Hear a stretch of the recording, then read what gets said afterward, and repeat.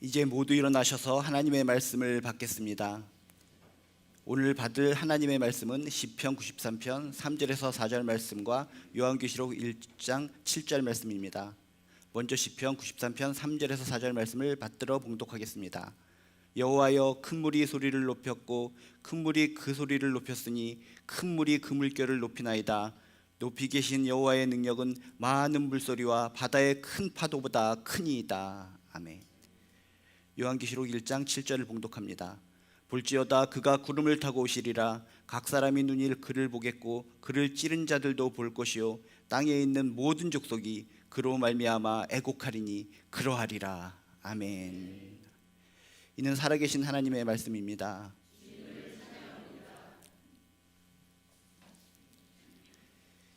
2024년 한 해가 얼마 남지 않았습니다. 그리고 성탄절도 다가옵니다. 이렇게 연말이 되는 상황 속에서 우리들은 더욱더 깨어서 기도하며 하나님을 바라보며 믿음을 굳게 하는 삶을 살아가야 될 줄로 믿습니다. 오늘 말씀은 다시 오실 예수님에 대한 이야기입니다.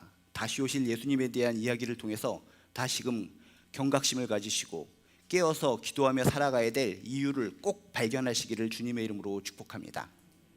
예수님이 처음에 이 땅에 오셨을 때는 응애 하면서 아기로 소수 사람들만 보이는 가운데 오셨습니다. 그렇죠? 전 세계 모든 사람들이 처음 오신 예수님을 보지 못했습니다. 응애 아기로 오셨고 일부의 사람들만, 목동들만, 동방박사들만 일부만 오심을 확인했습니다. 그렇지만 예수님께서 다시 오실 때는 그렇게 응애 아기로 소수 사람에게만 보이시면서 오시는 것이 아니라 전 세계 모든 인간들, 모든 사람들이 다 보는 가운데 오신다라고 하는 것이 중요한 포인트라는 것입니다. 그래서 오늘 읽은 요한계시록 1장 7절에 보면 이렇게 써 있습니다. 각 사람이, 모든 사람이 눈이 그를 보겠고, 예수님이 다시 오시는 것은 일부 사람들만, 믿는 사람들에게만 보이는 것이 아니라 모든 사람에게 공개된 사건이라는 것을 꼭 기억하시기를 주님의 이름으로 축복합니다. 어떤 감추어진 것이나 특정한 무리만이 알 수 있는 일이 아니라 전 세계가 복격하게 될 우주적인 대단한 사건이라는 것을 기억하시면서 여러분 마음속에 더욱더 큰 마음으로 다시 오실 주님을 소망하시기를 주님의 이름으로 축복합니다. 이로 인해서 주님이 다시 오실 때는 누구나, 인간의 눈을 가지고 있는 사람은 누구나 볼 것이기 때문에 누구도 핑계치 못하게 될 것이라는 겁니다. 예수님이 처음에 오셨을 때는 응애 거리고 아기로 오셨기 때문에 못 봤어요. 직접 못 봤기 때문에 못 믿겠어요. 우리들이 증거하고 목숨을 걸고 예수님을 증거하고 핍박받고 정말 피를 흘리는 모든 순교의 순간들, 그런 것을 통해서 예수님의 사건, 구원의 사건이 알려졌는데 모든 사람들이 예수님이 다시 오실 때는 눈으로 다 직접 보기 때문에 절대로 예수님이 메시아신 것을 핑계치 못하게 된다는 것입니다. 지금 이 순간 예수를 내가 믿고 구원받았다는 것은 은총이요 기쁨이라는 것을 꼭 명심하시기를 주님의 이름으로 축복합니다. 또한 처음에 예수님께서 오실 때는 우리를 구원하시기 때문에 어쩔 수 없이 작은 자로, 약자로 오셔서 때리면 아프고 찌르면 피 흘리고 눈물 흘리고 그런 작은 자, 약자로 오셨습니다. 그렇지만 다시 오실 예수님은 작은 자로, 약자로 피 흘리면서 고통당하면서 굴욕당하면서 오시는 것이 아니라 가장 큰 자로, 가장 강자로, 심판자로 이 땅에 오신다는 것을 명심하시기를 주님의 이름으로 축복합니다. 그래서 오늘 말씀에 보면 뭐라고 써 있습니까? 볼지어다 그가 구름을 타고 오시리라 라고 얘기합니다. 구름이라는 것은 무엇입니까? 구름은 하나님의 영광과 권위를 상징하는 것입니다. 예수님께서 이 땅에 다시 오실 때는 초라하게 오시는 것이 아니라, 부끄럽게 오시는 것이 아니라, 안타깝게 오시는 것이 아니라 권능과 영광으로 오신다는 것을 여러분 확실하게 기억하시기를 주님의 이름으로 축복합니다. 다니엘서 7장 13절에 보면 이런 말씀이 나옵니다. 인자 같은 이가 구름을 타고 오시리라. 구름을 타고 오신다는 것은 권능과 영광을 상징하기도 하지만 심판주를 상징하시는 겁니다. 다시 오실 예수님, 권능과 영광으로 오시는데 심판주로 오신다는 것을 기억하시면서, 그렇구나, 우리가 기다리는 그 시간, 마라나타, 아멘 주 예수여 오소서 하는 그 재림의 시간이, 그 시간이 심판의 시간이라는 것을 꼭 명심하시기를 주님의 이름으로 축복합니다. 그렇다고 해서 우리가 부들부들 떨 필요가 없습니다. 예수를 믿는 자에게는 심판이 건너뛰기 때문에 은총의 시간이요 축복의 시간입니다. 그렇지만 예수를 끝까지 거부한 자, 예수의 손을 뿌리친 자에게는 바로 그것이 심판이요, 공포의 시간이요, 불안의 시간이라는 것을 꼭 기억하시기를 주님의 이름으로 축복합니다. 그래서 오늘 말씀에 정확하게 이야기합니다. 그를 찌른 자들도 볼 것이요, 땅에 있는 모든 족속이 그로 말미암아 애곡하리니 땅을 치면서 애곡한다라고 성경에 써 있습니다. 그를 찌른 자들이 누구입니까? 예수님을 거부한 사람들의 상징입니다. 그 당시나 지금이나 예수님을 끝까지 피를 흘리면서 온몸이 빠셔질 때까지 눈물을 흘리면서 손을 붙잡아라, 나를 믿으면 구원받을 수 있단다, 그렇게 애절하게 스스로를 통해서, 우리 모두를 통해서 예수님의 사랑이 전파됐는데 그것을 끝까지 침 뱉고 거부한 자들, 그런 자들도 다시 오실 예수님을 눈으로 보게 된다는 것입니다. 그들은 예수님의 재림을 보고 그때서야 저지른 죄를 깨닫고 후회하게 될 것입니다. 땅에 있는 모든 족속이 그로 말미암아 땅을 치면서 욕하게 될 것이다, 후회하게 될 것이다. 모든 인류가 그분 앞에 자신의 죄를 깨닫고 슬퍼할 것이라는 것입니다. 회개하지 않는 사람들에게는 두려움의 순간이며 고통의 순간이요, 죄에 대한 깨달음의 순간이요, 죄의 삭은 사망이라는 것을 그때서야 정확하게 깨닫는 순간이 주님이 다시 오실 순간이라는 것입니다. 떠올리시기 바랍니다. 지금은 예수를 끝까지 부인하면서 우리들을 핍박합니다. 우리에게 침을 뱉습니다. 예수가 뭐야? 하나님의 눈에 보여?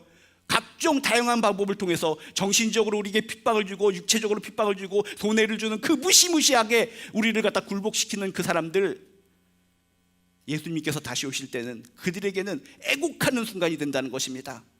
반면에 우리들은 어떤 순간입니까? 믿는 우리들, 예수 믿는 것이 평상시에는 아무것도 아닌 것 같지만 예수 믿었다는 그 이유만으로 예수님께서 다시 오실 때 그때는 우리에게 축복의 순간이요, 우리는 영광의 순간이요, 행복의 순간이요, 축복의 순간, 축제의 순간이라는 것을 믿으시길 주님의 이름으로 축복합니다. 그를 찌른 자들도 볼 것이요, 땅에 있는 모든 족속이 그로 말미암아 애곡한다, 통곡한다. 아이고 이제라도 회개하겠습니다, 이제라도 예수 믿겠사오니 구원하여 주시옵소서. 구원의 문이 닫힌 후엔 들어가고 싶으나 들어갈 수 없는 것이 성경의 냉정한 진리의 원칙이라는 것입니다. 노아 방주 사건을 기억하십니까? 그렇게 오랫동안 노아 방주를 산꼭대기에 지어서 모든 사람들이 다 바라봤습니다. 한 명도 빠짐없이 저 멀리 사는 사람이 할지라도 그 무수히 많은 600년의 기간 동안에 다 바라봤습니다. 그렇지만 많은 사람들이 무시했습니다. 하나님이 뭐야? 비가 무슨 내려? 말도 안 되는 소리야. 끝까지 쾌락을 즐기자. 우리 세상적인 가치관으로 갈 때까지 가보자. 회개란 필요 없어. 누구도 우리 죄를 탓할 사람은 없단 말이야. 끝까지 버티다가 결국 비가 쏟아졌습니다. 노아의 방주의 문이 꽉 닫혔습니다. 그때서야 그들을 회개하려고 합니다. 문을 두드립니다. 열어주세요. 저희들이 잘못했습니다. 이제야 믿겠습니다. 하나님 앞에 회개해야지 살 것이라는 것을 이제야 믿겠사오니 주여 이 노아의 방주의 문을 열어주세요. 손톱으로 팍팍 긁고 눈물을 흘리고 망치질을 해도 한 번 닫힌 구원 방주의 문은 절대로 열리지 않았다는 것입니다. 다시 오실 예수님, 그때서야 다시 오실 예수님을 바라보면서 아이고 잘못했어요, 이제 예수 믿겠어요, 이제 믿겠어요. 구원의 방주의 문이 닫혀서 열리지 않듯이 주님이 다시 오실 때 그들이 애곡하고 땅을 치고 후회해도 그때는 소용이 없다는 것입니다. 이 사실이 성경의 사실이요 진리라는 것을 기억하신다면 내가 지금 예수 믿고 구원받았다는 자체가 얼마나 큰 축복이요, 얼마나 큰 행복이라는 것을 마음에 가다듬으시길 주님의 이름으로 축복합니다. 이 세상에서 가장 행복한 사람은 예수를 믿어 구원받은 사람이 가장 행복한 사람인 줄로 믿습니다. 한 해가 얼마 남지 않아서 결실이 없어요. 예수 믿고 살았는데 이리 치이고 저리 치이고 형편없어요, 너덜너덜해요. 이게 뭡니까 하나님? 그런 마음으로 고개 숙이면서 한 해를 마무리하신 분들 계십니까? 오늘 말씀을 통해서 소망을 얻으시길 바랍니다. 힘을 얻으시길 바랍니다. 능력을 얻으시길 바랍니다. 볼지어다 그가 구름을 타고 오시리라. 그를 찌른 자들도 볼 것이요 땅에 있는 모든 족속이 그로 말미암아 애곡하리니 그러하리라 반드시 그렇게 되리라. 아멘 아멘 하면서 강력하게 성경은 선포합니다. 여러분들은 소망의 사람입니다. 희망의 사람입니다. 능력의 사람입니다. 영광의 사람입니다. 최후의 축복의 사람들입니다. 예수 믿는 것을 부끄러워하지 마시고 끝까지 예수의 손을 붙잡고 예수 십자가의 보혈에 의지하여 승리의 길을 걸어가 최후의 승리, 하나님의 품 안에서 행복하게 영광스럽게 기쁨으로 얼싸안고 행복을 누리는 천국의 시민들 되시기를 주님의 이름으로 축복합니다. 오늘 받은 말씀을 기억하시면서 잠시 조용히 기도하시겠습니다.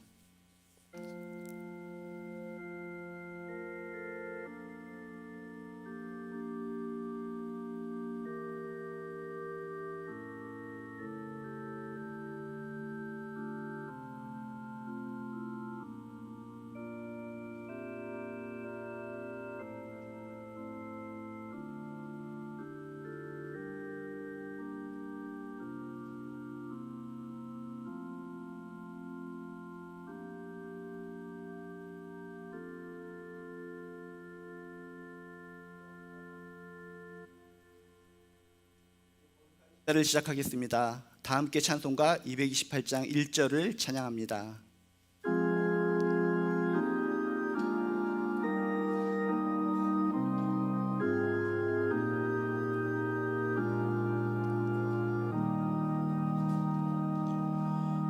오 나의 주님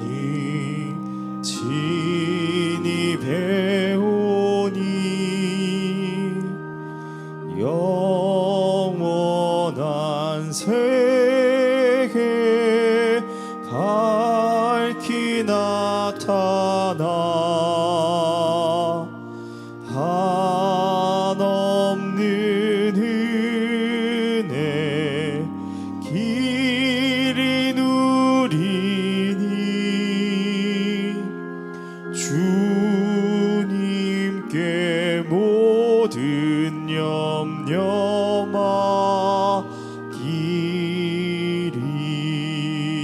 맡기리.